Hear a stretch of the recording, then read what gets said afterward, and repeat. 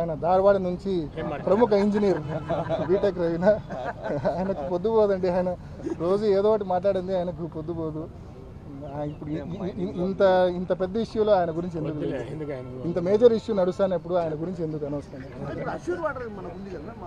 మనకు assured water ఉందన్న సురేష్, మనకు 111 TMCల అష్యూర్డ్ వాటర్ ఉంది. మన అష్యూర్డ్ వాటర్ మనం తీసుకోవాలంటే లెవెల్స్ పర్మిట్ చేయాలి కదా. 854 లెవెల్ వస్తేనే మనకు కనీసం 7,000 వస్తాయి. 880 లెవెల్కి పోతే మనకు 44,000 క్యూసెక్లు వస్తాయి.